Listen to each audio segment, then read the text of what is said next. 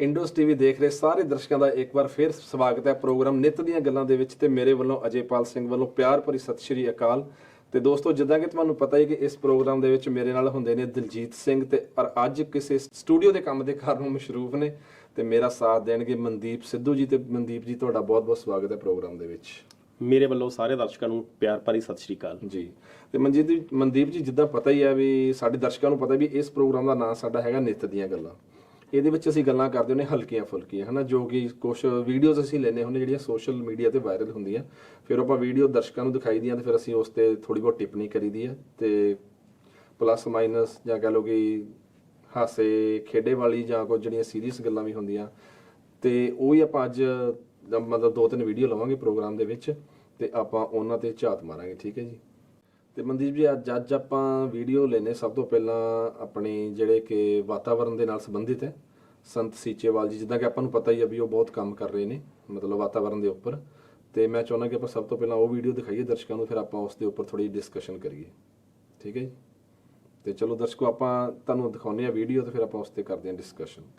ਦੂਸ਼ਿਤ ਹੋ ਰਿਹਾ ਵਾਤਾਵਰਣ, ਜਿਸ ਕਰਕੇ ਅੱਜ ਆਪਾਂ ਦੇਖ ਰਹੇ ਹਾਂ ਕਿ ਸਾਹ ਲੈਣਾ ਵੀ ਔਖਾ ਹੋਇਆ। ਇਸੇ ਤਰ੍ਹਾਂ ਹੀ ਇਸ ਧਰਤੀ ਦੇ ਉੱਤੇ ਵੀ ਸੀ ਅੱਜ ਤੋਂ 5-7 ਸਾਲ ਪਹਿਲਾਂ ਜੋ ਇਹ ਸੇਵਾ ਦਾ ਕਾਰਜ ਸ਼ੁਰੂ ਹੋਇਆ ਤੇ ਇਹ ਜਿਹੜੇ ਦਰਖਤ ਲਾਉਣੇ ਸ਼ੁਰੂ ਕੀਤੇ, ਜਿਨ੍ਹਾਂ ਦੇ ਨਾਲ ਅਸੀਂ ਦੇਖ ਸਕਦੇ ਹਾਂ ਅੱਜ ਇਹਨਾਂ ਦੇ ਉੱਤੇ ਕਿੰਨਾ ਖੁਸ਼ ਨਾ, ਇਹ ਆਪ ਵੀ ਖੁਸ਼ ਆ ਤੇ ਅੱਜ ਇਹ ਸਾਫ਼ ਸੁਥਰੀ ਸਾਹ ਦੇ ਰਿਹਾ, ਸਾਫ਼ ਸੁਥਰਾ ਅਸੀਂ ਸਾਹ ਲੈ ਰਹੇ ਹਾਂ। ਹਾਂਜੀ ਮਨਦੀਪ ਜੀ, ਵੀਡੀਓ ਦੇਖੀ ਤੁਸੀਂ? ਆਪਾਂ ਸੰਤ ਸੀਚੇਵਾਲ ਹੋਣਾ ਵਾਲਿਆਂ ਦੀ ਵੀਡੀਓ ਦੇਖੀ ਤੇ ਥੋੜੇ ਹੋਰ ਜਿੱਦਾਂ ਆਰਗੇਨਾਈਜੇਸ਼ਨ ਚ ਅੱਜ ਕੱਲ ਮਤਲਬ ਹੁਣ ਲੱਗਾ ਜਾਗਰੂਕਤਾ ਪਹਿਲਾਂ ਨਾਲੋਂ ਆਈ ਆ ਮਤਲਬ ਆਪਣੇ ਲੋਕਾਂ ਦੇ ਵਿੱਚ, ਪਰ ਕੀ ਕਹਿਣਾ ਚਾਹੋਗੇ ਤੁਸੀਂ ਇਸ ਵੀਡੀਓ ਮੁਤਾਬਿਕ? ਬਾਕੀ ਸਭ ਤੋਂ ਵੱਡੀ ਗੱਲ ਤਾਂ ਇਹ ਹੈ ਵੀ ਸਾਨੂੰ ਸਾਰਿਆਂ ਨੂੰ ਜਾਗਰੂਕ ਹੋਣਾ ਚਾਹੀਦਾ ਇਸ ਮੁੱਦੇ ਉੱਪਰ। ਸੰਤ ਸੀਚੇਵਾਲ ਜੀ ਬਹੁਤ ਵਧੀਆ ਕੰਮ ਕਰ ਰਹੇ ਨੇ ਜੀ, ਕਿਉਂਕਿ ਇਹ ਬਹੁਤ ਗੰਭੀਰ ਮੁੱਦਾ ਹੈ ਜੀ। ਦਰਖਤਾਂ ਦੀ ਕਟਾਈ, ਜੀ, ਉਹਦੀ ਵਜ੍ਹਾ ਨਾਲ ਜੋ ਜ਼ਮੀਨ ਖਾਲੀ ਹੋ ਰਹੀ ਹੈ ਉਹਦੇ ਉੱਪਰ ਕੋਈ ਦਰਖਤ ਨਹੀਂ ਲਾ ਰਿਹਾ ਜੀ, ਤੇ ਘਰਾਂ ਦੀ ਸਾਰੀ ਹੋ ਰਹੀ ਹੈ, ਕੰਕਰੀਟ ਦੇ ਜੰਗਲ ਬਣ ਰਹੇ ਆ। ਜੀ, ਦਰਖਤਾਂ ਦੀ ਆਪਣੇ ਕੋਲ ਇਹ ਜਗ੍ਹਾ ਦਰਖਤਾਂ ਵਾਸਤੇ ਬਹੁਤ ਜਗ੍ਹਾ ਪਈਆਂ ਨੇ, ਜੀ, ਜਿਵੇਂ ਕਿ ਸ਼ਮਸ਼ਾਨ ਘਾਟਾਂ ਦੇ ਵਿੱਚ ਆਪਾਂ ਦਰਖਤ ਲਾ ਸਕਦੇ ਹਾਂ, ਪੰਚਾਇਤੀ ਜਗ੍ਹਾ ਤੇ ਦਰਖਤ ਲਾ ਸਕਦੇ ਹਾਂ, ਆਪਾਂ ਦਰਖਤ ਸਕੂਲਾਂ ਕਾਲਜਾਂ ਦੇ ਗਰਾਊਂਡਾਂ ਵਿੱਚ ਲਾ ਸਕਦੇ ਹਾਂ, ਆਪਾਂ ਫਿਰਨੀਆਂ ਤੇ ਦਰਖਤ ਲਾ ਸਕਦੇ ਹਾਂ, ਪਿੰਡ ਦੀਆਂ ਫਿਰਨੀਆਂ ਦੇ ਉੱਪਰ ਤੇ ਖੇਤਾਂ ਵਿੱਚ ਦਰਖਤ ਲਾ ਸਕਦੇ ਹਾਂ, ਸੜਕਾਂ ਦੇ ਕਿਨਾਰੇ ਦਰਖਤ ਲਾ ਸਕਦੇ ਹਾਂ। ਪਰ ਸਾਡਾ ਕੋਈ ਉਪਰਾਲਾ ਨਹੀਂ ਕਰ ਰਿਹਾ ਇਹਨਾਂ ਦਰਖਤਾਂ ਨੂੰ, ਸੋਚ ਨਹੀਂ ਰਿਹਾ ਕੋਈ ਇਸ ਪਾਸੇ। ਤੇ ਕਈ ਸੰਸਥਾਵਾਂ ਸੋਚ ਰਹੀਆਂ, ਬਹੁਤ ਚੰਗੀ ਗੱਲ ਹੈ ਵੀ ਜੋ ਇਹ ਉਪਰਾਲਾ ਕਰ ਰਹੇ ਆ। ਸੰਤ ਸੀਚੇਵਾਲ ਜੀ ਨੇ ਤਾਂ ਇਹ ਵੀ ਕਿਹਾ ਵੀ ਮੈਨੂੰ ਜਗ੍ਹਾ ਦੱਸੋ, ਮੇਰੇ ਵਲੰਟੀਅਰ ਆਉਣਗੇ ਤੇ ਉਹ ਖੁਦ ਦਰਖਤ ਲਗਾਉਣਗੇ। ਪਰ ਸਾਨੂੰ ਸਾਰਿਆਂ ਨੂੰ ਕੋਸ਼ਿਸ਼ ਕਰਨੀ ਚਾਹੀਦੀ ਹੈ। ਇਹ ਦੇਖੋ ਦੋਸਤੋ, ਬੜੀ ਵੱਡੀ ਗੱਲ ਹੈ ਜਿੱਦਾਂ ਉਹਨਾਂ ਨੇ ਕਿਹਾ ਕਿ ਤੁਸੀਂ ਸਾਨੂੰ ਜਗ੍ਹਾ ਦਿਓ ਤੇ ਵਲੰਟੀਅਰ ਆਉਣਗੇ, ਉਹ ਖੁਦ ਦਰਖਤ ਲਾ ਕੇ ਜਾਣਗੇ। ਔਰ ਇਹ ਜਿੱਦਾਂ ਦਰਖਤ ਹੈਗੇ ਇਹ ਸਾਡੇ ਜੀਵਨ ਵਾਸਤੇ, ਜਿੱਦਾਂ ਸਾਨੂੰ ਹੋਰ ਸਾਰੀਆਂ ਚੀਜ਼ਾਂ ਚਾਹੀਦੀਆਂ ਹਨ ਤੇ ਇਦਾਂ ਹੀ ਹਵਾ ਪਾਣੀ ਜਿਹੜਾ ਸਾਨੂੰ ਚਾਹੀਦਾ, ਤਾਂ ਉਹਦੇ ਵਿੱਚ ਦਰਖਤਾਂ ਦੀ ਬਹੁਤ ਵੱਡੀ ਮਹੱਤਵਤਾ ਸਾਡੇ ਜੀਵਨ ਦੇ ਵਿੱਚ। ਤੇ ਜੇ ਦਰਖਤ ਨਹੀਂ ਹੋਣਗੇ ਤੇ ਇਸ ਧਰਤੀ ਦੇ ਉੱਪਰ ਜੀਵਨ ਸੰਭਵ ਨਹੀਂ ਹੋ ਪਾਵੇਗਾ। ਸਹੀ ਗੱਲ ਹੈ ਜੀ, ਹੈ ਨਾ। ਤੇ ਦਰਖਤਾਂ ਬਗੈਰ ਜੀਵਨ ਸੰਭਵ ਨਹੀਂ ਹੋ ਪਾਏਗਾ। ਹੁਣ ਦੇਖੋ ਪਹਿਲਾਂ ਪੁਰਾਣੇ ਟਾਈਮ 'ਚ ਜੇ ਦੇਖੀ ਆਪਾਂ, ਖੇਤਾਂ ਦੇ ਵਿੱਚ ਕਿੰਨੀ ਹਰਿਆਲੀ ਹੁੰਦੀ ਸੀ। ਆਪਾਂ ਜਦੋਂ ਸੜਕਾਂ ਤੇ ਜਾਂਦੇ ਹੁੰਦੇ ਸੀ, ਜੇ ਆਪਾਂ ਆਸੇ-ਪਾਸੇ ਝਾਤ ਮਾਰੀਏ ਤੇ ਦਰਖਤ ਹੀ ਦਰਖਤ ਨਾ ਖੇਤਾਂ ਦੇ ਵਿੱਚ ਰੁੱਖ। ਤੇ ਹੁਣ ਆਪਾਂ ਪਹਿਲਾਂ ਈਵਨ ਕਿ ਇਹ ਵੀ ਦੇਖਦੇ ਹੁੰਦੇ ਸੀ ਕਿ ਉਹ ਫਲਾਣਾ ਬੋਰਡ ਫਲਾਣੇ ਦੀ ਮੋਟਰ ਹੈ, ਹਨਾ, ਉਹ ਫਲਾਣਾ ਟਾਹਲੀਆਂ ਵਾਲਾ ਖੇਤ ਫਲਾਣਿਆਂ ਦਾ ਖੇਤ ਹੈ। ਪਰ ਮੈਨੂੰ ਲੱਗਦਾ ਨਹੀਂ ਵੀ ਅੱਜ ਕੱਲ ਇਦਾਂ ਦੀ ਗੱਲ ਰਹੀ ਹੈ ਜੇ ਬੰਦਾ ਕਹਿ ਸਕੇ ਕਿ ਫਲਾਣਾ ਬੋਰਡ ਜਾਂ ਫਲਾਣੀ ਟਾਹਲੀ ਵੀ ਇਹਨਾਂ ਫਲਾਣੇ ਦੀ ਮੋਟਰ ਹੈ। ਸਹੀ ਗੱਲ ਹੈ। ਅੱਗੇ ਆਪਾਂ ਤੂਤਾਂ ਵਾਲਾ ਖੂਹ, ਟਾਹਲੀਆਂ ਵਾਲੇ ਖੇਤ, ਕਿੱਕਰਾਂ ਵਾਲੇ ਖੇਤ ਇੰਜ ਕਹਿੰਦੇ ਹੁੰਦੇ ਸੀ, ਅਸੀਂ ਉੱਥੇ ਜਾਣਾ ਹੈ। ਤੇ ਪਰ ਹੁਣ ਦੇਖੋ, ਹੁਣ ਆਪਣੇ ਖੇਤਾਂ 'ਚ ਦਰਖਤ ਕੋਈ ਅੱਗੇ ਤੂਤ ਹੁੰਦੇ ਸੀ, ਟਾਹਲੀਆਂ ਹੁੰਦੀਆਂ ਸੀ, ਕਿੱਕਰ ਹੁੰਦੀ ਸੀ ਤੇ ਹੋਰ ਬਹੁਤ ਸਾਰੇ ਦਰਖਤ ਹੁੰਦੇ ਸੀ, ਤੇ ਹੁਣ ਕੋਈ ਦਰਖਤ ਹੀ ਨਹੀਂਗਾ। ਉਹਦੀ ਵਜ੍ਹਾ ਨਾਲ ਪੰਛੀ, ਉਹਨਾਂ ਲਈ ਆਲਣੇ ਪਾਉਣ ਨੂੰ ਜਗ੍ਹਾ ਨਹੀਂ, ਉਹਨਾਂ ਦੀਆਂ ਜਾਤੀਆਂ ਲੋਪ ਹੋ ਰਹੀਆਂ ਤੇ ਬਾਕੀ ਜਾਨਵਰਾਂ ਲਈ ਕਿੰਨੀ ਮੁਸ਼ਕਲ ਹੈ। ਅੱਗੇ ਜਾਨਵਰ ਧੁੱਪ ਦੇ ਵਿੱਚ ਛਾਂ 'ਚ ਖੜ ਜਾਂਦੇ ਦਰਖਤਾਂ ਥੱਲੇ, ਤੇ ਉਹਨਾਂ ਨੂੰ ਕੋਈ ਹੁਣ ਗਰਮੀ ਦੇ ਵਿੱਚ ਕੋਈ ਠਹਿਰਾ ਲਈ ਕੋਈ ਜਗ੍ਹਾ ਨਹੀਂ ਗੀ। ਤੇ ਬਾਕੀ ਹੋਰ ਵੀ ਬਹੁਤ ਜਗ੍ਹਾ ਇਹੋ ਜਿਹੀਆਂ ਹੈਗੀਆਂ ਜਿੱਥੇ ਦਰਖਤ ਬਿਲਕੁਲ ਹੀ ਖਤਮ ਹੋ ਗਏ। ਜਿਵੇਂ ਅੱਗੇ ਪੰਚਾਇਤੀ ਜਗ੍ਹਾ ਤੇ ਦਰਖਤ ਹੁੰਦੇ ਸੀ, ਸਕੂਲਾਂ 'ਚ ਦਰਖਤ ਹੁੰਦੇ ਸੀ, ਤੇ ਆਪਣੇ ਸੜਕਾਂ ਕਿਨਾਰੇ ਦਰਖਤ ਬਹੁਤ ਹੁੰਦੇ ਸੀ, ਹੁਣ ਹੈ ਨਹੀਂ ਗੇ। ਜੀ ਬਿਲਕੁਲ। ਆਹ ਖੇਤਾਂ ਦੇ ਵਿੱਚ ਤੁਸੀਂ ਦੇਖ ਲਓ, ਹੁਣ ਆਪਾਂ ਦੁਪਹਿਰਾਂ ਨੂੰ ਕੰਮ ਕਰਦੇ ਹੁੰਦੇ ਸੀਗੇ ਤੇ ਵੱਡੇ ਵੱਡੇ ਬੋਰਡ ਹੁੰਦੇ ਸੀ, ਹਨਾ, ਸਵੇਰੇ ਨਰਮਾ ਗੁੱਡਣਾ ਜਾਂ ਹੋਰ ਝੋਨਾ ਲਾਉਣਾ ਜਾਂ ਝੋਨੇ ਚੋਂ ਘਾਹ ਕੱਢਣਾ, ਕੱਖ ਕੱਢਣੇ, ਤੇ ਉਸ ਤੋਂ ਬਾਅਦ ਦੁਪਹਿਰ ਮਤਲਬ ਚਾਹ ਪੀਣੀ ਤੇ ਲੰਗਰ ਪਾਣੀ ਛਕਣਾ ਤੇ ਨਾਲੇ ਫਿਰ ਦੁਪਹਿਰੇ ਰੈਸਟ ਕਰਨਾ। ਤੇ ਹੁਣ ਮੈਨੂੰ ਨਹੀਂ ਲੱਗਦਾ ਕਿ ਬੋਰਡ ਜਾਂ ਟਾਹਲੀਆਂ ਆਪਣੇ ਖੇਤਾਂ ਦੇ ਵਿੱਚ ਰਹਿ ਗਈਆਂ। ਹੁਣ ਤੂਤ ਲਾ ਲਓ, ਪਹਿਲਾਂ ਹਰ ਖੇਤ 'ਚ ਮੇਰੇ ਖਿਆਲ ਤੂਤ ਤਾਂ ਜ਼ਰੂਰੀ ਹੁੰਦੇ ਸੀ ਨਾ, ਮਤਲਬ ਹੁੰਦੇ ਹੀ ਹੁੰਦੇ ਸੀਗੇ, ਟੋਕਰੇ ਬਣਾਉਣੇ ਹੁੰਦੇ ਸੀ ਆਪਾਂ ਟੋਕਰੇ ਬਣਾਉਣੇ ਹੁੰਦੇ ਸੀ ਹਨਾ। ਹਾਂ, ਤੇ ਗੋਲਾਂ, ਹਾਂਜੀ, ਮੇਰੇ ਖਿਆਲ ਹੁਣ ਅੱਜ ਕੱਲ ਦੇ ਬੱਚਿਆਂ ਨੂੰ ਪਤਾ ਹੀ ਨਹੀਂ ਹੋਣਾ ਗੋਲਾਂ ਵੀ ਕੁਝ ਹੁੰਦੀਆਂ ਹਨਾ। ਸਹੀ ਗੱਲ ਹੈ ਜੀ। ਬਿਲਕੁਲ।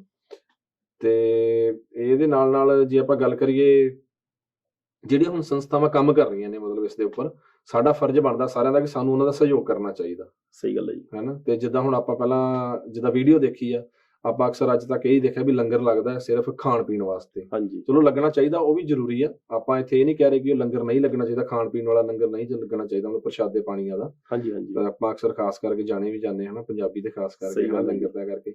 ਪਰ ਜਿਵੇਂ ਪਿੱਛੇ ਜੇ ਆਪਾਂ ਵੀਡੀਓ ਦੇਖਿਆ ਸੀ ਵੀ ਦਵਾਈਆਂ ਦਾ ਲੰਗਰ ਵੀ ਲੱਗਣ ਲੱਗ ਪਿਆ। ਹਾਂਜੀ, ਹਨਾ, ਅੱਜ ਕੱਲ ਖਾਣ ਪੀਣ ਦਾ ਕਰਕੇ ਫਿਰ ਜਿੱਦਾਂ ਸਿਹਤਾਂ ਵੀ ਤੁਹਾਨੂੰ ਪਤਾ ਵਿਗੜ ਜਾਂਦੀਆਂ, ਦਵਾਈਆਂ ਦਾ ਲੰਗਰ।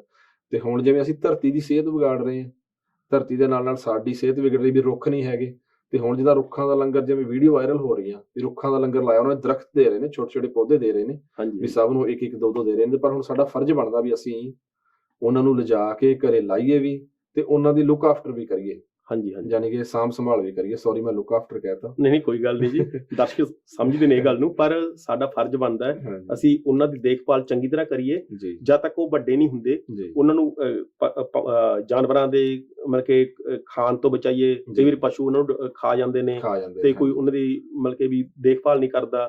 ਤੇ ਕਈ ਵਾਰ ਹੁਣ ਜਦੋਂ ਕਿਸਾਨ ਭਰਾ ਅੱਗਾਂ ਲਾਉਂਦੇ ਨੇ, ਸੜਕਾਂ ਕਿਨਾਰੇ ਦਰਖਤ ਲੱਗੇ, ਉਹਨਾਂ ਦੀ ਵਜ੍ਹਾ ਨਾਲ ਮੱਚ ਜਾਂਦੇ ਨੇ, ਤੇ ਫਿਰ ਉਹਨਾਂ ਨੂੰ ਕੋਈ ਦੁਬਾਰਾ ਲਾਉਣ ਦੀ ਕੋਸ਼ਿਸ਼ ਨਹੀਂ ਕਰਦਾ। ਤੇ ਪਰ ਆਪਾਂ ਜੋ ਵੀ ਇਹ ਚੀਜ਼ਾਂ ਦੇ ਜ਼ਿੰਮੇਵਾਰ ਆਪਾਂ ਖੁਦ ਹੈ, ਪਰ ਇਹਦਾ ਆਪਾਂ ਇਲਜ਼ਾਮ ਦਿੰਦੇ ਆ ਕੁਦਰਤ ਨੂੰ, ਤੇ ਕੁਦਰਤ ਜ਼ਿੰਮੇਵਾਰ ਕਹਿ ਦਿੰਦੇ ਆ। ਪਰ ਕੁਦਰਤ ਕੀ ਕਰੇ, ਆ ਪੰਜਾਬ ਅੱਜ ਤੰਦੂਰ ਵਾਂਗੂ ਤਪ ਰਿਹਾ। ਉਹ ਸਾਡੇ ਦਰਖਤ ਨਾ ਹੋਣ ਦੀ ਵਜ੍ਹਾ ਨਾਲ ਤਪ ਰਿਹਾ। ਜੇ ਤੁਸੀਂ ਦਰਖਤਾਂ ਲਈ ਕਿਤੇ ਛਾਂ ਜਾਂ ਕਿਤੇ ਬੀੜ 'ਚ ਚਲੇ ਜਾਓ, ਉੱਥੇ ਟੈਂਪਰੇਚਰ ਤੁਹਾਨੂੰ 2-4 ਡਿਗਰੀ ਘੱਟ ਮਿਲੇਗਾ। ਹਾਂਜੀ, ਹੁਣ ਪਿੱਛੇ ਇਹਨਾਂ ਨੇ ਸੌਰੀ, ਪਹਿਲਾਂ ਮੈਂ ਦਰਸ਼ਕਾਂ ਨੂੰ ਦੱਸਦਾ, ਜੇ ਮੈਂ ਸੌਰੀ ਕਿਹਾ ਸੀ ਵੀ ਲੁੱਕ ਆਫਟਰ ਬੋਲਿਆ, ਤੇ ਮੈਂ ਉਹ ਤਾਂ ਸੀਗਾ, ਮਨਦੀਪ ਭਾਜੀ ਕਹਿੰਦੇ ਸੀ ਕਿ ਆਪਾਂ ਪ੍ਰੋਗਰਾਮ ਦੇ ਵਿੱਚ ਕੋਸ਼ਿਸ਼ ਕਰਨੀ ਪੰਜਾਬੀ ਦੇ ਹੀ ਸ਼ਬਦ ਯੂਜ਼ ਕਰਨੇ ਆ। ਤੇ ਮੈਂ ਭਾਜੀ ਨੂੰ ਕਿਹਾ ਸੀ ਵੀ ਕੋਈ ਗੱਲ ਨਹੀਂ, ਆਪਾਂ ਪੰਜਾਬੀ ਦੇ ਹੀ ਸ਼ਬਦ ਯੂਜ਼ ਕਰਾਂਗੇ। ਪਰ ਮੇਰੇ ਮੂੰਹ 'ਚ ਇਹਦਾ ਲੁੱਕ ਆਫਟਰ ਅੰਗਰੇਜ਼ੀ ਦਾ ਸ਼ਬਦ ਨਿਕਲ ਗਿਆ, ਤਾਂ ਮੈਂ ਭਾਜੀ ਨੂੰ ਸੌਰੀ ਕਿਹਾ। ਨਹੀਂ, ਮੈਂ ਖੁਦ ਵੀ ਟੈਂਪਰੇਚਰ ਬੋਲ ਗਿਆ। ਵੈਸੇ ਹੁਣ ਸਾਡੇ ਦਰਸ਼ਕ ਪੜ੍ਹੇ ਲਿਖੇ ਨੇ, ਸਮਝਦੇ ਨੇ, ਪਰ ਮੈਨੂੰ ਇਹ ਹੁੰਦਾਗਾ ਵੀ ਆਪਾਂ ਇਹ ਗੱਲਾਂ ਹਰ ਪੱਧਰ ਦੇ ਬੰਦੇ ਤੱਕ ਪਹੁੰਚਣ, ਤਾਂ ਕਿ ਉਹ ਸਮਝ ਸਕੇ ਇਹਨਾਂ ਗੱਲਾਂ ਨੂੰ,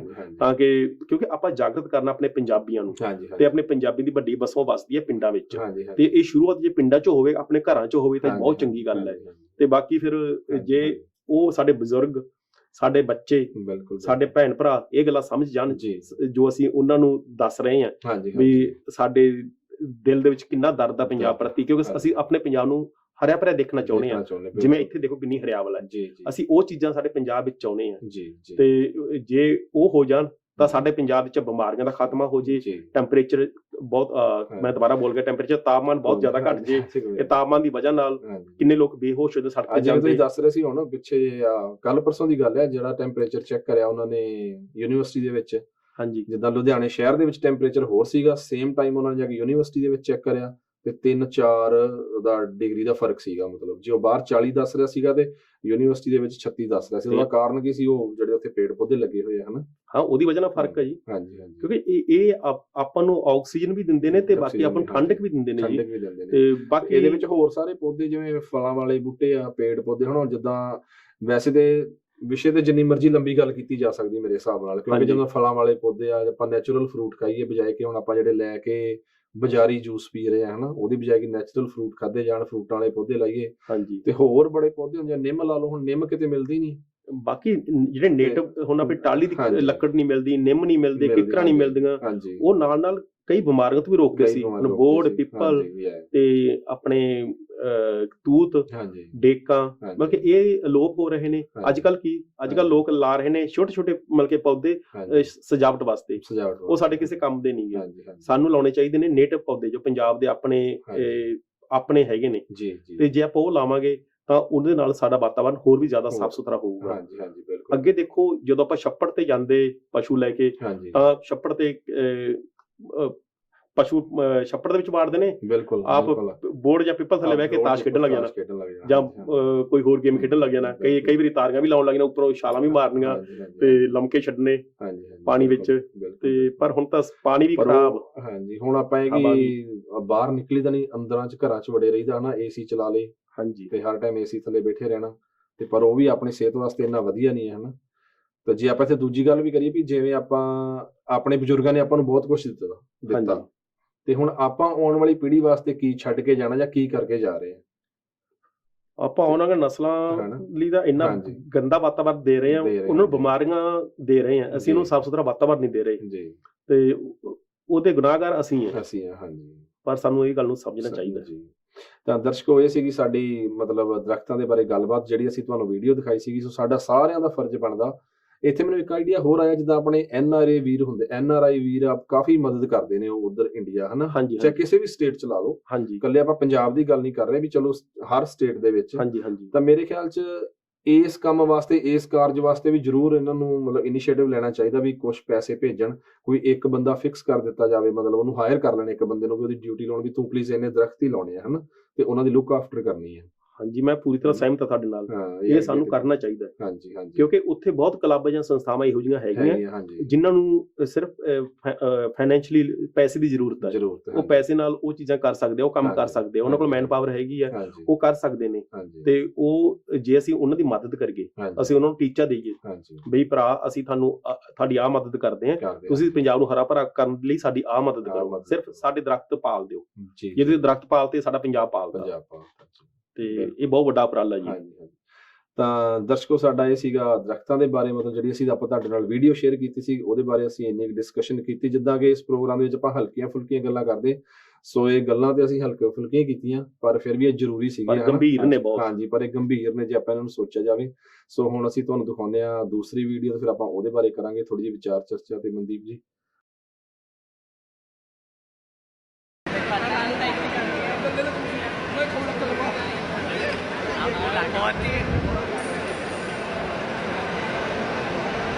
No food waste in 2014. ਹਾਂਜੀ, ਇਹ ਮਨਦੀਪ ਜੀ, ਹੁਣ ਆਪਾਂ ਜਿੱਦਾਂ ਵੀਡੀਓ ਆਪਣੇ ਸਰੋਤਿਆਂ ਨੇ ਵੀ ਦੇਖ ਲਈ ਵੀ ਇਹ ਲੰਗਰ ਦੇ ਬਾਬਤ ਹੈ, ਜਿਹੜਾ ਖਾਣਾ ਮਤਲਬ ਕਿ ਵਿਆਹਾਂ ਸ਼ਾਦੀਆਂ ਦੇ ਵਿੱਚ ਸਰਵ ਕੀਤਾ ਜਾਂਦਾ, ਹਨਾ, ਵੇਸਟ ਹੁੰਦਾ। ਤੇ ਇਹਦੇ ਬਾਰੇ ਤੁਸੀਂ ਪਲੀਜ਼ ਦੋ ਸ਼ਬਦ ਕੀ ਇਹਦੇ ਬਾਰੇ ਤਾਂ ਜਿੰਨੇ ਸ਼ਬਦ ਬੋਲੀਏ ਉਨੇ ਘੱਟ ਨੇ। ਹਾਂਜੀ, ਕਿਉਂਕਿ ਸਭ ਤੋਂ ਜਿਸ ਤਰ੍ਹਾਂ ਆਪਾਂ ਪਹਿਲੇ ਸਮੱਸਿਆ ਦੀ ਗੱਲ ਕਰਦੇ, ਉਹ ਬਹੁਤ ਗੰਭੀਰ ਹੈ, ਇਹ ਉਸ ਤੋਂ ਵੀ ਜ਼ਿਆਦਾ ਗੰਭੀਰ ਹੈ। ਹਾਂਜੀ, ਕਿਉਂਕਿ ਅੱਜ ਕੱਲ ਆਪਣੇ ਲੋਕਾਂ ਦਾ ਇਹ ਟ੍ਰੈਂਡ ਬਣ ਚੁੱਕਿਆ ਹੈ ਵੀ ਉਹ ਖਾਣਾ ਪਲੇਟ 'ਚ ਪਾ ਲੈਂਦੇ ਨੇ, ਪਰ ਉਹਨੂੰ ਖਾਣੇ ਦੀ ਅਹਿਮੀਅਤ ਨਹੀਂ ਪਤਾ ਵੀ ਜਿੰਨਾ ਖਾਣਾ ਉਨਾ ਖਾਓ, ਬਾਕੀ ਉਹਨੂੰ ਸੁੱਟ ਦਿੰਦੇ ਨੇ। ਇਹ ਗਲਤ ਗੱਲ ਹੈ। ਇਹਦੇ 'ਚ ਉਹ ਭਾਈ ਸਾਹਿਬ ਬਹੁਤ ਵਧੀਆ ਉਪਰਾਲਾ ਕਰ ਰਹੇ ਆ, ਉਹਨੂੰ ਰੋਕ ਰਹੇ ਆ ਵੀ ਉਨਾ ਪਾਓ, ਉਨਾ ਜਿੰਨਾ ਤੁਸੀਂ ਖਾਣਾ ਹੈ। ਕਿਉਂਕਿ ਹਰ ਇੱਕ ਦੇਸ਼ ਦੇ ਵਿੱਚ ਤੁਸੀਂ ਜੇ ਦੇਖੋ, ਮੈਂ ਕਿ ਕਿੰਨਾ ਫੂਡ, ਕਿੰਨਾ ਖਾਣਾ ਬੇਕਾਰ ਜਾਂਦਾ, ਤੇ ਕਈ ਦੇਸ਼ਾਂ ਦੇ ਵਿੱਚ ਭੁੱਖ ਮਰੀ ਹੈ, ਤੇ ਉੱਥੇ ਲੋਕ ਖਾਣੇ ਨੂੰ ਤਰਸਦੇ ਨੇ। ਤੇ ਉਹ ਵਿਚਾਰੇ ਇੱਕ ਟਾਈਮ ਦਾ ਖਾਣਾ ਵੀ ਨਹੀਂ ਮਿਲਦਾ, ਇੱਕ ਵਕਤ ਦਾ ਖਾਣਾ ਨਹੀਂ ਮਿਲਦਾ ਉਹਨਾਂ ਨੂੰ। ਇਹ ਜਿਹੜੀ ਤੁਸੀਂ ਭੁੱਖ ਮਰੀ ਦੀ ਗੱਲ ਕੀਤੀ, ਇਹ ਆਪਾਂ ਦਰਸ਼ਕਾਂ ਦੇ ਨਾਲ ਸਾਂਝੀ ਕਰ ਦਈਏ ਕਿ ਇਹ 1 ਬਿਲੀਅਨ ਪੀਪਲ ਸਾਰੀ ਦੁਨੀਆ ਦੇ ਵਿੱਚ, ਮਤਲਬ ਕਿ 10 ਕਰੋੜ ਲੋਕ ਮਤਲਬ ਹਰ ਸਾਲ ਇਫੈਕਟ ਹੁੰਦੇ ਨੇ ਇਸੇ ਕਾਰਨ, ਮਤਲਬ ਭੁੱਖ ਮਰੀ ਦੇ ਕਾਰਨ 10 ਕਰੋੜ ਲੋਕ ਸਾਰੀ ਦੁਨੀਆ ਦੇ ਵਿੱਚ। ਹਾਂਜੀ, ਤੇ ਜਿਹੜੀ ਕਿ ਅੱਜ ਜਿਹੜੀ ਸਭ ਤੋਂ ਵਰਲਡ ਦੀ ਬਿਗੇਸਟ ਪ੍ਰੋਬਲਮ ਹੈ, ਉਹ ਇੱਕ ਭੁੱਖ ਹੈ। ਮਤਲਬ ਹਾਂਜੀ, hunger is the biggest problem, ਮਤਲਬ ਇਹ ਦੁਨੀਆ ਦੀ ਅੱਜ ਜਿਹੜੀ ਸਭ ਤੋਂ ਮੇਨ ਪ੍ਰੋਬਲਮ ਹੈ। ਹਾਂਜੀ, ਭੁੱਖਮਰੀ ਨੂੰ ਮੰਨਿਆ ਗਿਆ। ਤੇ ਹੁਣ ਜਦੋਂ ਤੁਸੀਂ ਆਪਾਂ ਵੀਡੀਓ ਵੇਖੀ ਆ, ਉਹ ਖਾਣਾ ਮਤਲਬ ਜਿਹੜਾ ਬੰਦਾ ਖਲੋਤਾ ਹੈ, ਉਹ ਨਹੀਂ ਉਹਨਾਂ ਨੂੰ ਵੇਸਟ ਕਰਨ ਦੇ ਰਿਹਾ, ਹਨਾ। ਆਪਾਂ ਦੇਖ ਲਿਆ ਗੁਰਦੁਆਰਿਆਂ ਦੇ ਵਿੱਚ, ਦੇਖ ਲਈਏ ਆਪਾਂ ਮੰਦਰਾਂ ਮਸਜਿਦਾਂ ਦੇ ਵਿੱਚ, ਦੇਖ ਲਈਏ ਆਪਾਂ ਜੋ ਲੰਗਰ ਲੈਂਦੇ ਆ, ਆਪਾਂ ਬਹੁਤ ਜ਼ਿਆਦਾ ਲੰਗਰ ਪਵਾ ਲੈਂਦੇ, ਫਿਰ ਆਪਾਂ ਉੱਦਾਂ ਹੀ ਉਹ ਸਾਰੀ ਵੇਸਟੇਜ ਹੋ ਜਾਂਦੀ ਹੈ। ਹਾਂਜੀ, ਤੇ ਬਹੁਤ ਵੱਡਾ ਵਿਸ਼ਾ ਇਹ, ਬਹੁਤ ਗੰਭੀਰ ਹੈ। ਮਤਲਬ ਜੇ ਇਹਨੂੰ ਸੋਚਿਆ ਜਾਵੇ ਤਾਂ ਮਤਲਬ ਜਿੱਦਾਂ ਆਪਾਂ ਗੱਲ ਕਰ ਰਹੇ ਸੀ ਪਹਿਲਾਂ, ਜਦੋਂ ਆਪਾਂ ਘਰੇ ਡਾਈਨਿੰਗ ਟੇਬਲ ਤੇ ਬੈਠੇ ਹੁੰਦੇ ਹਾਂ, ਜਦੋਂ ਆਪਾਂ ਖਾਣਾ ਖਾ ਰਹੇ ਹਾਂ, ਜਦੋਂ ਉਸ ਟਾਈਮ ਅਗਰ ਇਸ ਗੱਲ ਨੂੰ ਸੋਚਿਆ ਜਾਵੇ ਵੀ ਦੁਨੀਆ ਦੇ ਵਿੱਚ ਕਿੰਨੇ ਲੋਕ ਪ੍ਰਭਾਵਿਤ ਨੇ ਇਸ ਤੋਂ, ਕਿੰਨੇ ਲੋਕ ਨੇ ਕਿ ਜਿਨ੍ਹਾਂ ਨੂੰ ਖਾਣਾ ਨਹੀਂ ਮਿਲਦਾ, ਹਨਾ, ਉਹਨਾਂ ਨੂੰ ਭੁੱਖੇ ਢਿੱਡ ਸੌਣਾ ਪੈਂਦਾ ਰਾਤ ਨੂੰ।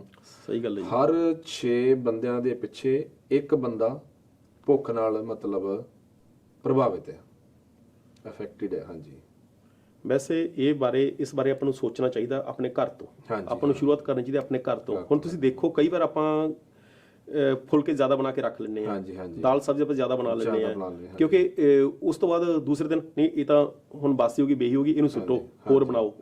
ਪਰ ਇਹ ਸਾਨੂੰ ਜਿੰਨਾ ਖਾਣਾ ਚਾਹੀਦਾ ਉਹਨਾਂ ਉਸ ਨੂੰ ਮਤਲਬ ਕਿ ਬਣਾਉਣਾ ਚਾਹੀਦਾ, ਉਹਨੂੰ ਇਸ ਤਰ੍ਹਾਂ ਬੇਕਾਰ ਨਾ ਜਾਣ ਦਿਓ, ਖਰਾਬ ਨਾ ਕਰੋ। ਹਾਂਜੀ ਹਾਂਜੀ। ਤੇ ਫਿਰ ਆਪਾਂ ਜਿਵੇਂ ਗੁਰਦੁਆਰੇ ਮੰਦਿਰਾਂ ਦੇ ਵਿੱਚ ਜਾਂ ਕਿਤੇ ਵੀ ਲੰਗਰ ਲੱਗਦੇ ਨੇ ਜਾਂ ਵਿਆਹ ਸ਼ਾਦੀਆਂ ਦੇ ਵਿੱਚ ਜਾਂ ਕੋਈ ਪ੍ਰੋਗਰਾਮਾਂ ਦੇ ਉੱਪਰ ਆਪਾਂ ਦੇਖਦੇ ਹਾਂ ਲੋਕ ਖਾਣਾ ਵਰਤਾਉਂਦੇ ਨੇ। ਹਾਂਜੀ। ਤੇ ਉਹਦੇ ਵਿੱਚ ਵੀ ਕਿੰਨਾ ਹੀ ਖਾਣਾ ਵੇਸਟ ਚਲਾ ਜਾਂਦਾ, ਬੇਕਾਰ ਚਲਾ ਜਾਂਦਾ, ਕਿਉਂਕਿ ਲੋਕੀ ਖਾਂਦੇ ਘੱਟ ਹੈ, ਥਾਲੀਆਂ 'ਚ ਜ਼ਿਆਦਾ ਛੱਡ ਦਿੰਦੇ ਨੇ। ਤੇ ਇਹ ਬਹੁਤ ਮਾੜੀ ਗੱਲ ਹੈ। ਇਹ ਪਰੰਪਰਾ ਖਤਮ ਹੋਣੀ ਚਾਹੀਦੀ ਹੈ। ਇਹ ਸਾਨੂੰ ਸਾਡੇ ਘਰਾਂ ਤੋਂ, ਸਾਡੇ ਸਮਾਜ ਦੇ ਵਿੱਚ ਜਿੱਥੇ ਵੀ ਕਿਤੇ ਇਹ ਚੀਜ਼ਾਂ ਹੁੰਦੀਆਂ ਨੇ ਉੱਥੇ ਨੂੰ ਰੋਕਣਾ ਚਾਹੀਦਾ ਹੈ ਤੇ ਸਾਨੂੰ ਇਹ ਚੀਜ਼ਾਂ ਨੂੰ ਸੀਰੀਅਸ ਲੈਣਾ ਚਾਹੀਦਾ। ਆਪਾਂ ਇਹਦੇ ਪ੍ਰਤੀ ਇੰਨੇ ਸੁਚੇਤ ਨਹੀਂ, ਪਰ ਆਪ ਨੂੰ ਸੋਚਣਾ ਚਾਹੀਦਾ ਇਹਦੇ ਬਾਰੇ। ਬਿਲਕੁਲ। ਤਾਂ ਜਿੱਦਾਂ ਆਪਾਂ ਗੱਲ ਕਰ ਰਹੇ ਸੀਗੇ ਕਿ ਜਿੱਦਾਂ ਆਪਾਂ ਜਾਂਦੇ ਹਾਂ ਬਾਹਰ, ਰੈਸਟੋਰੈਂਟ ਵਗੈਰਾ ਜਾਂਦੇ, ਫੈਮਲੀਜ਼ ਦੇ ਨਾਲ ਜਾਂਦੇ ਹਾਂ, ਤਾਂ ਆਪਾਂ ਉੱਥੇ ਜਦੋਂ ਜਾ ਕੇ ਖਾਣਾ ਆਰਡਰ ਕਰਦੇ ਹਾਂ, ਹਨਾ, ਆਪਾਂ ਜ਼ਿਆਦਾ ਖਾਣਾ ਆਰਡਰ ਕਰ ਦਿੰਦੇ ਹਾਂ ਤੇ ਉੱਥੇ ਵੀ ਆਪਾਂ ਬਹੁਤ ਸਾਰਾ ਖਾਣਾ ਟੇਬਲ ਤੇ ਉਦਾਂ ਹੀ ਛੱਡ ਆਉਂਦੇ ਹਾਂ। ਤੇ ਮੈਂ ਇੱਕ ਦਰਸ਼ਕਾਂ ਦੇ ਨਾਲ ਤੇ ਛੋਟੀ ਜਿਹੀ ਗੱਲ ਹੋਰ ਸਾਂਝੀ ਕਰਦਾ ਜਾਵਾਂ ਵੀ 1 ਕਰੋੜ 64 ਲੱਖ ਲੋਕ ਪਰ ਈਅਰ ਮਨਦੀਪ ਜੀ ਮਰਦੇ ਨੇ ਸਿਰਫ ਭੁੱਖ ਦੇ ਕਾਰਨ ਸਾਰੀ ਦੁਨੀਆ ਦੇ ਵਿੱਚ। ਬਹੁਤ ਵੱਡੀ ਗੱਲ ਹੈ ਜੀ। ਤੇ ਜੇ ਵੇਖਿਆ ਜਾਵੇ ਮਤਲਬ 1 ਕਰੋੜ 64 ਲੱਖ, ਦੇਖੋ ਇੱਕ ਦਿੱਲੀ ਦੀ ਅੱਧੀ ਆਬਾਦੀ ਹੈ ਜਿਹੜੀ ਭੁੱਖਮਰੀ ਦੀ ਸ਼ਿਕਾਰ, ਕਿ ਸਾਰੀ ਵਰਲਡ ਦੇ ਵਿੱਚ, ਸਾਰੀ ਦੁਨੀਆ ਦੀ ਗੱਲ ਕਰ ਰਹੇ ਆਪਾਂ ਵੀ ਇੰਨੇ ਲੋਕ ਭੁੱਖਮਰੀ ਦਾ ਸ਼ਿਕਾਰ ਹੋ ਰਹੇ ਹਰ ਸਾਲ। ਮੈਂ ਇਹ ਗੱਲ ਕਰ ਰਿਹਾ ਵੀ ਜਦੋਂ ਆਪਾਂ ਬੈਠੇ ਹੋਨੇ ਡਾਈਨਿੰਗ ਟੇਬਲ ਤੇ, ਚਾਹੇ ਆਪਾਂ ਰੈਸਟੋਰੈਂਟ 'ਚ ਬੈਠੇ ਆ ਤੇ ਚਾਹੇ ਘਰੇ ਬੈਠੇ ਆ, ਜੇ ਉਦੋਂ ਇਹ ਗੱਲ ਆਪਣੇ ਮਾਈਂਡ ਦੇ ਵਿੱਚ ਆਪਾਂ ਰੱਖੀਏ, ਹਨਾ, ਫੈਮਿਲੀ ਦੇ ਨਾਲ ਸ਼ੇਅਰ ਕੀਤੀ ਜਾਵੇ, ਤੇ ਮੈਨੂੰ ਲੱਗਦਾ ਕਿ ਆਪਾਂ ਇਸ ਬਾਰੇ ਵੀ ਬਦਲਾਵ ਲਿਆ ਸਕਦੇ ਆ, ਸੋਚੀ ਜਾ ਸਕਦੀ ਗੱਲ, ਹਨਾ। ਪਰ ਮੈਂ ਆਪਣੇ ਇੱਕ ਦਰਸ਼ਕਾਂ ਨੂੰ ਗੱਲ ਕਹਿਣੀ ਚਾਹਾਂਗਾ ਵੀ ਜਦ ਵੀ ਉਹ ਰੈਸਟੋਰੈਂਟ 'ਚ ਕਿਤੇ ਵੀ ਖਾਣਾ ਖਾਣ ਜਾਂਦੇ ਆ, ਉਹ ਆਪਣਾ ਖਾਣਾ ਜੇ ਨਹੀਂ ਸਾਰਾ ਖਾ ਸਕਦੇ, ਜਿਹੜਾ ਖਾਣਾ ਬਚ ਗਿਆ ਤਾਂ ਉਸ ਨੂੰ ਟੇਕ ਅਵੇ ਕਰ ਲੈਣ। ਉਸ ਨੂੰ ਨਾਲ ਉਹਨੂੰ ਕਹਿ ਦੇਣ ਵੀ ਸਾਨੂੰ ਭਾਈ ਪੈਕ ਕਰ ਦਿਓ, ਅਸੀਂ ਕੱਲ ਖਾ ਲਾਂਗੇ ਜਾਂ ਫਿਰ ਜਦ ਤੁਹਾਨੂੰ ਭੁੱਖ ਲੱਗੀ ਉਦੋਂ ਖਾ ਲਾਂਗੇ। ਉਸ ਨੂੰ ਉੱਥੇ ਆਪਣਾ ਸਟੇਟਸ ਦਿਖਾਉਣ ਦੀ ਖਾਤਰ ਉਹਨੂੰ ਉੱਥੇ ਨਾ ਛੱਡ ਕੇ ਆਉਣ, ਕਿਉਂਕਿ ਉਹਨਾਂ ਨੇ ਕੀ ਕਰਨਾ, ਉਹਨਾਂ ਨੇ ਬਿੰਨ ਚ ਪਾ ਦੇਣਾ, ਉਹਨਾਂ ਨੇ ਉਸੇ ਟਾਈਮ ਬਿੰਨ ਚ ਪਾ ਦੇਣਾ ਤੇ ਮੁੜ ਕੇ ਉਹਨਾਂ ਨੇ ਫਿਰ ਹੋਰ ਖਾਣਾ ਤਾਂ ਉਹਨੂੰ ਜ਼ਰੂਰਤ ਪੈਣੀ ਹੈ, ਪਰ ਉਹ ਖਾਣਾ ਤਾਂ ਬੇਕਾਰ ਗਿਆ ਨਾ, ਤੇ ਆਪਾਂ ਖਾਣੇ ਦੀ ਇੱਕ ਬੇਕਦਰੀ ਕਰ ਰਹੇ ਹਾਂ। ਬਾਕੀ ਆਪਣੇ ਤਾਂ ਗ੍ਰੰਥਾਂ ਵਿੱਚ ਲਿਖਿਆ ਹੈਗਾ ਖਾਣੇ ਦੀ ਬੇਕਦਰੀ ਤਾਂ ਆਪਾਂ ਨੂੰ ਬਿਲਕੁਲ ਨਹੀਂ ਕਰਨੀ ਚਾਹੀਦੀ, ਕਿਉਂਕਿ ਇਹਨੂੰ ਤਾਂ ਇੱਕ ਸਭ ਤੋਂ ਆਪਣਾ ਵੱਡੀ ਜ਼ਰੂਰਤ ਹੈ ਇਨਸਾਨ ਦੀ ਖਾਣਾ। ਜੇ ਆਪਾਂ ਇਹਦੀ ਬੇਕਦਰੀ ਕਰਦੇ ਹਾਂ ਤਾਂ ਕੱਲ ਨੂੰ ਸਾਡੀ ਬੇਕਦਰੀ ਹੋਣੀ ਹੈ, ਕਿਉਂਕਿ ਖਾਣਾ ਹੁਣ ਤੁਸੀਂ ਦੇਖੋ ਆਬਾਦੀ ਕਿੰਨੀ ਵਧੀ ਜਾਂਦੀ ਹੈ, ਆਬਾਦੀ ਜਿਵੇਂ ਜਿਵੇਂ ਵਧੀ ਜਾਂਦੀ ਹੈ, ਜ਼ਮੀਨ ਤਾਂ ਆਪਣੇ ਕੋਲੇ ਓਨੀ ਹੈ ਤੇ ਬਾਕੀ ਜ਼ਮੀਨ ਤਾਂ ਘਟ ਰਹੀ ਹੈ, ਤੇ ਖੇਤੀਬਾੜੀ ਵਾਲੀ ਜ਼ਮੀਨ ਦੇਖੋ ਹੁਣ ਕਿੰਨੀ ਕੁ ਹੈ, ਤੇ ਬਾਕੀ ਪਹਿਲਾਂ ਦੀ ਤਰ੍ਹਾਂ ਹੁਣ ਬਿਮਾਰੀਆਂ ਵੀ ਬਹੁਤ ਜ਼ਿਆਦਾ ਵੱਧ ਗਈਆਂ, ਸਾਰਾ ਕੁਝ ਵੱਧ ਗਿਆ, ਤੇ ਇਸ ਕਰਕੇ ਸਾਨੂੰ ਸੋਚਣਾ ਚਾਹੀਦਾ ਨਾ ਚੀਜ਼ਾਂ ਬਾਰੇ। ਔਰ ਇਹ ਦਰਸ਼ਕਾਂ ਨੂੰ ਦੱਸਦੇ ਜੇ ਜਿਹੜਾ ਖਾਣਾ ਵੇਸਟ ਵੀ ਹੁੰਦਾ ਨਾ ਮਨਦੀਪ ਜੀ, ਕਰੋੜਾਂ ਉਹਦੀ ਜਿਹੜੀ ਰੇਸ਼ੋ ਆ ਨਾ, ਉਹ ਕਰੋੜਾਂ ਟਨਸ ਦੇ ਵਿੱਚ ਹੈ, ਜਿਹੜਾ ਸਾਰੀ ਦੁਨੀਆ ਦੇ ਵਿੱਚ ਖਾਣਾ ਵੇਸਟ ਹੋ ਰਿਹਾ ਨਾ। ਤੇ ਇੱਕ ਬੰਨੇ ਆਪਾਂ ਦੇਖਿਆ ਹੁੰਦਾ, ਕਈ ਵਾਰੀ ਆਪਾਂ ਦੇਖਦੇ ਆ ਕਿ ਬਹੁਤ ਸਾਰੀਆਂ ਵੀਡੀਓ ਸਾਰੇ ਦਰਸ਼ਕ ਵੀ ਦੇਖਦੇ ਆ, ਜਿਵੇਂ ਖਾਣਾ ਬਾਹਰ ਵੇਸਟ ਕੀਤਾ ਜਾਂਦਾ ਤਾਂ ਉਹਨੂੰ ਕਈ ਗਰੀਬਾਂ ਦੇ ਬੱਚੇ ਆ ਕੇ ਉਹਨੂੰ ਉਹ ਫਰੋਲਦੇ ਆ, ਹਨਾ, ਉਹਦੇ ਵਿੱਚੋਂ ਖਾਣ ਵਾਸਤੇ ਕੁਝ ਲੱਭਦੇ ਆ। ਸੋ ਇਹ ਜਿਵੇਂ ਤੁਸੀਂ ਪਹਿਲਾਂ ਗੱਲ ਕੀਤੀ, ਬੜਾ ਗੰਭੀਰ ਵਿਸ਼ਾ ਹੈ, ਸੋਚਣ ਦੀ ਸਾਨੂੰ ਬਹੁਤ ਡੂੰਘਾਈ ਨਾਲ ਲੋੜ ਹੈ, ਹਨਾ। ਸਹੀ ਗੱਲ ਹੈ। ਆਪਾਂ ਸ਼ੁਰੂਆਤ ਕਰੀਏ ਆਪਣੇ ਘਰ ਤੋਂ, ਆਪਣੇ ਤੋਂ। ਜਦੋਂ ਆਪਾਂ ਆਪਣੇ ਤੋਂ ਸ਼ੁਰੂਆਤ ਕਰਾਂਗੇ, ਆਪਣੇ ਘਰ ਤੋਂ ਸ਼ੁਰੂਆਤ ਕਰਾਂਗੇ, ਫਿਰ ਆਪਾਂ ਸਮਾਜ ਨੂੰ ਦੱਸ ਸਕਦੇ ਆ, ਫਿਰ ਉਹਨਾਂ ਨੂੰ ਕੋਈ ਸੇਧ ਦੇ ਸਕਦੇ ਆ। ਜੇ ਆਪਾਂ ਆਪ ਖੁਦ ਇਸ ਚੀਜ਼ ਦੇ ਉੱਤੇ ਅਮਲ ਨਹੀਂ ਕਰਾਂਗੇ ਤਾਂ ਫਿਰ ਕਿਸੇ ਨੇ ਵੀ ਨਹੀਂ ਕਰਨਾ, ਪਰ ਆਪਾਂ ਨੂੰ ਇਹਦੇ ਉੱਪਰ ਅਮਲ ਕਰਨਾ ਚਾਹੀਦਾ, ਕਰਨਾ ਪੈਣਾ ਵੀ ਹੈ। ਤੇ ਇਸ ਕਰਕੇ ਸਾਡੇ ਦਰਸ਼ਕਾਂ ਨੂੰ ਇਹੀ ਮੇਰੀ ਬੇਨਤੀ, ਹੱਥ ਜੋੜ ਕੇ, ਵੀ ਸਾਡੀ ਇਸ ਅਪੀਲ ਦੇ ਉੱਪਰ ਅਸਰ ਕਰੋ, ਖਾਣੇ ਦੀ ਬੇਕਦਰੀ ਨਾ ਕਰੋ, ਤੇ ਖਾਣਾ ਬਹੁਤ ਵੱਡੀ ਜ਼ਰੂਰਤ ਹੈ ਇਨਸਾਨ ਦੀ। ਜਿੱਥੇ ਭੁੱਖ ਮਰੀ ਆ ਉੱਥੇ ਜਾ ਕੇ ਤੁਸੀਂ ਦੇਖੋਗੇ, ਤੁਹਾਨੂੰ ਫਿਰ ਇਹਦੀ ਅਹਿਮੀਅਤ ਪਤਾ ਲੱਗੂਗੀ। ਜੀ। ਤਾਂ ਆਪਾਂ ਫਿਰ ਹੁਣ ਚੱਲੀਏ ਅਗਲੀ ਵੀਡੀਓ ਤੇ। ਹਾਂਜੀ ਜ਼ਰੂਰ। ਤੇ ਦਰਸ਼ਕੋ, ਹੁਣ ਅਸੀਂ ਤੁਹਾਡੇ ਨਾਲ ਅਗਲੀ ਤੀਸਰੀ ਵੀਡੀਓ ਸਾਂਝੀ ਕਰਦੇ ਹਾਂ, ਫਿਰ ਆਪਾਂ ਉਸ ਤੋਂ ਬਾਅਦ ਉਸ ਤੇ ਕਰਦੇ ਹਾਂ ਟਿੱਪਣੀ। ਫੀਸਾਂ ਜਮ੍ਹਾਂ ਕਰਕੇ ਬਾਲਾਂ ਨੂੰ ਪੜ੍ਹਾਈਏ, ਅਗਲੀਆਂ ਨਸਲਾਂ ਨੂੰ ਪਿਆਰ ਸਿਖਾਈਏ, ਹੋਰ ਕੁਝ ਨਹੀਂ ਚੱਲ ਚੁੰਨੀਆਂ ਵਟਾ ਲਈਏ, ਮਾਈ ਟੱਪੇ ਗਾ ਕੇ ਰਲ ਖੁਸ਼ੀਆਂ ਮਨਾ ਲਈਏ, ਕਹਿਣ ਦੇ ਜ਼ਮਾਨੇ। ਜੀ, ਤਾਂ ਸਰੋਤਿਓ, ਦਰਸ਼ਕੋ, ਤੁਸੀਂ ਇਹ ਦੇਖੀ ਵੀਡੀਓ ਜਿਹੜੀ ਕਿ ਥੋੜੇ ਅਸੀਂ ਪਹਿਲਾਂ ਜਿਹੜੇ 2 ਮੁੱਦੇ ਡਿਸਕਸ਼ਨ ਕੀਤੇ। ਵੈਸੇ ਸਾਡਾ ਇਹ ਪ੍ਰੋਗਰਾਮ ਤਾਂ ਹੈ ਹਲਕੀਆਂ ਫੁਲਕੀਆਂ ਗੱਲਾਂ ਕਰਨ ਦਾ, ਪਰ ਅੱਜ ਫਿਰ ਵੀ ਪਤਾ ਨਹੀਂ ਕਿਉਂ ਥੋੜਾ ਜਿਹਾ ਮਤਲਬ ਉਹ ਮੁੱਦੇ ਤਾਂ ਹਲਕੇ ਫੁਲਕੇ ਸੀ, ਪਰ ਉਹ ਗੰਭੀਰ ਨੇ, ਮਤਲਬ ਜਿਹੜੇ ਆਪਾਂ ਪਹਿਲਾਂ ਡਿਸਕਸ ਕੀਤੇ ਆ। ਪਰ ਆਪਾਂ ਨੂੰ ਇੰਨਾ ਹਲਕਾ ਫੁਲਕਾ ਲੈ ਨਹੀਂ ਸਕਦੇ। ਹਾਂਜੀ, ਆਪਾਂ ਨੂੰ ਇੰਨਾ ਹਲਕਾ ਫੁਲਕਾ ਲੈ ਨਹੀਂ ਸਕਦੇ, ਪਰ ਆਹ ਜਿਹੜੀ ਵੀਡੀਓ ਅਸੀਂ ਤੁਹਾਡੇ ਨਾਲ ਸ਼ੇਅਰ ਕੀਤੀ ਆ, ਇਹ ਜ਼ਰੂਰ ਮਤਲਬ ਜਿੱਦਾਂ ਕਹਿ ਲਓ ਕਿ ਇੱਕ ਸਾਡੇ ਸੱਭਿਆਚਾਰ ਨਾਲ ਰਿਲੇਟਿਡ। ਤੇ ਮਨਦੀਪ ਜੀ, ਤੁਸੀਂ ਥੀਏਟਰ ਨਾਲ ਜੁੜੇ ਵੀ ਰਹੇ ਹੋ, ਥੀਏਟਰ ਦੇ ਕਲਾਕਾਰ ਹੋ, ਤੇ ਥੋੜਾ ਜਿਹਾ ਪਾਓ ਚਾਨਣਾ ਇਹਦੇ ਤੇ, ਕਰਦੇ ਗੱਲਬਾਤ। ਵੈਸੇ ਬਹੁਤ ਸੋਹਣੀ ਵੀਡੀਓ ਹੈ। ਹਾਂਜੀ। ਵੀਡੀਓ ਨਹੀਂ ਮੈਂ ਕਹੂੰਗਾ ਇਸ ਨੂੰ, ਇਹ ਇੱਕ ਸੁਨੇਹਾ ਗਾ ਸਾਡੇ ਸਮਾਜ ਲਈ, ਸਾਡੇ ਵਾਸਤੇ ਤੇ ਸਾਡੇ ਦੋਹਾਂ ਮੁਲਕਾਂ ਵਾਸਤੇ, ਪਾਕਿਸਤਾਨ ਤੇ ਹਿੰਦੁਸਤਾਨ ਵਾਸਤੇ। ਕਿਉਂਕਿ ਇਹਨਾਂ ਨੇ ਗਾਣੇ ਵਿੱਚ ਬਹੁਤ ਵੱਡੀ ਗੱਲ ਕਹਿ ਦਿੱਤੀ ਤੇ ਜੋ ਇਹਨਾਂ ਨੇ ਸਾਂਝ ਦਿਖਾਈ ਹੈ ਦੋ ਗਵਾਂਢੀਆਂ ਦੀ, ਉਹ ਸਾਂਝ ਸਾਡੇ ਦੋਨਾਂ ਮੁਲਕਾਂ ਵਿੱਚ ਹੋਣੀ ਚਾਹੀਦੀ ਹੈ। ਬੇਸ਼ੱਕ ਇਹਨਾਂ ਨੇ ਗੱਲ ਕਿਸੇ ਗਾਣੇ ਜਰੀਏ ਕਰੀ ਹੈ, ਇਹਨਾਂ ਨੇ ਗੱਲ ਸਿਰਫ ਇਹ ਕਰੀ ਹੈ ਵੀ ਸਾਡਾ ਗਵਾਂਢਣਾਂ ਦਾ ਆਪਸ ਵਿੱਚ ਕਿੰਨਾ ਤਾਲਮੇਲ ਆ, ਪਰ ਅੱਜ ਸਾਡੇ ਵਿੱਚ ਇਹੋ ਜਿਹੀ ਕੰਧ, ਇਹ ਗੱਲ ਬਹੁਤ ਵੱਡੀ ਹੈ ਵੀ ਸਾਡੇ 'ਚ ਅਸੀਂ ਇੱਕ ਦੂਜੇ ਨਾਲ ਚੀਜ਼ਾਂ ਸਾਂਝੀਆਂ ਨਹੀਂ ਕਰ ਸਕਦੇ ਜੋ ਅਸੀਂ ਕਰਨੀਆਂ ਚਾਹੁੰਦੇ ਹਾਂ, ਜੋ ਅਸੀਂ ਦਿਲੋਂ ਕਰਨਾ ਚਾਹੁੰਦੇ ਹਾਂ, ਕਿਉਂਕਿ ਉਹ ਮਜਬੂਰ ਨੇ ਉਹ ਕੰਧ ਦੇ ਵਜ੍ਹਾ ਨਾਲ। ਤੇ ਇਸ ਕਰਕੇ ਇਹ ਗਾਣਾ ਸਾਨੂੰ ਬਹੁਤ ਵੱਡਾ ਸੁਨੇਹਾ ਤੇ ਬਹੁਤ ਵੱਡਾ ਸੰਦੇਸ਼ ਦਿੰਦਾ ਜੀ। ਬਾਕੀ ਆਪਾਂ ਜੇ ਦੇਖਿਆ ਜਾਵੇ ਜਿਹੜਾ ਉਹਨਾਂ ਨੇ ਗਾਣੇ ਦੇ ਵਿੱਚ ਜਿਹੜੀਆਂ ਸਾਰੀਆਂ ਚੀਜ਼ਾਂ ਉਹਨਾਂ ਨੇ ਪੇਸ਼ਕਾਰੀ ਕੀਤੀ ਹੈ ਹਨਾ, ਤੇ ਉਹ ਪੁਰਾਣੇ ਟਾਈਮ 'ਚ ਇਦਾਂ ਹੁੰਦਾ ਵੀ ਹੁੰਦਾ ਸੀਗਾ। ਆਪਾਂ ਜਦੋਂ ਮਤਲਬ ਇਹ ਤਾਂ ਉਹਨਾਂ ਨੇ ਇੱਕ ਗਾਣੇ ਦੇ ਰਾਹੀਂ ਸਮਝਾਇਆ ਕਿ ਕਿੱਦਾਂ ਸਾਡੇ ਦੋ ਦੇਸ਼ਾਂ ਦੇ ਵਿੱਚ ਕੰਧ ਆ ਗਈ। ਤੇ ਪਰ ਉਹ ਗਾਣੇ ਦੇ ਵਿੱਚ ਆਪਾਂ ਜੇ ਪੁਰਾਣੀ ਬੈਕਗ੍ਰਾਉਂਡ ਦੇ ਵਿੱਚ ਜਾਈਏ, ਜਦੋਂ ਆਪਾਂ ਛੋਟੇ ਹੁੰਦੇ ਸੀਗੇ ਤੇ ਗਵਾਂਢੀ ਚਾਚੀ ਤਾਈ ਕੋਲੋਂ ਕੌਲੀ ਸਬਜ਼ੀ ਦੀ ਦੇਣੀ ਹਨਾ, ਉਧਰੋਂ ਫੜਨੀ। ਸਹੀ ਗੱਲ ਹੈ ਜੀ। ਡੋਲੂ ਲੱਸੀ ਦਾ ਉਧਰੋਂ ਫੜਨਾ ਹਨਾ, ਜਾਂ ਕੰਧ ਤੋਂ ਆਵਾਜ਼ ਮਾਰ ਕੇ ਪੁੱਛਣਾ ਵੀ ਤੁਸੀਂ ਅੱਜ ਕੀ ਧਰਿਆ, ਤੁਸੀਂ ਕੀ ਧਰਿਆ। ਮੇਰੀ ਤਾਂ ਮਨਦੀਪ ਜੀ ਬਹੁਤ ਆਦਤ ਹੁੰਦੀ ਸੀ। ਨਹੀਂ ਜੀ, ਇਹ ਅੱਜ ਕੱਲ੍ਹ ਰਾਤ ਨੂੰ ਰੋਟੀ ਖਾਣ ਤੋਂ ਪਹਿਲਾਂ ਮੈਨੂੰ ਘਰੋਂ ਗਾਲਾਂ ਵੀ ਪੈਂਦੀਆਂ ਹੁੰਦੀਆਂ ਸੀਗੀਆਂ, ਪਰ ਮੈਂ 5-4 ਚਾਚਿਆਂ ਤਾਇਆਂ ਕੋਲ ਪੁੱਛ ਕੇ ਮਤਲਬ ਉਧਰ ਕੀ ਬਣਿਆ ਤੇ ਫਿਰ ਮੈਂ ਰੋਟੀ ਖਾਣੀ। ਨਹੀਂ, ਇਹ ਚੀਜ਼ ਅਜੇ ਖਤਮ ਨਹੀਂ ਹੋਈ। ਮੈਂ ਅੱਜ ਵੀ ਜਦੋਂ ਪੰਜਾਬ ਜਾਂਦਾ ਨਾ ਤਾਂ ਮੈਂ ਕਹਿ ਦਿੰਦਾ ਨਹੀਂ, ਉਹ ਚਾਚੇ ਕੇ ਦੇਣੇ ਕਿਹੜੀ ਦਾਲ ਸਬਜ਼ੀ ਬਣੀ ਹੈ, ਉਹ ਜਾਂ ਬਾਟੀ 'ਚ ਪਵਾ ਕੇ ਲਿਆ ਜਾਂ ਕੌਲੀ 'ਚ ਜਿੰਨੀ ਕੁ ਚਾਹੀਦੀ ਹੈ। ਕਿਉਂਕਿ ਇਹ ਚੀਜ਼ਾਂ ਸਾਡੇ 'ਚ ਇੱਕ ਆਪਸੀ ਸਾਂਝ ਨੂੰ ਗੂੜਾ, ਇੱਕ ਦੂਜੇ ਤੇ ਵਿਸ਼ਵਾਸ ਭਰੋਸੇ ਨੂੰ ਗੂੜਾ ਕਰਦੀਆਂ ਸੀਗੀਆਂ। ਕਿਉਂਕਿ ਅਸੀਂ ਕਿੰਨਾ ਕੁ ਇੱਕ ਦੂਜੇ ਤੇ ਭਰੋਸਾ ਕਰਦੇ ਹਾਂ ਤੇ ਕਿੰਨਾ ਕੁ ਇੱਕ ਦੂਜੇ ਲਈ ਅਸੀਂ ਕੁਰਬਾਨੀ ਜਾਂ ਕਰ ਸਕਦੇ ਵੀ ਹਾਂ।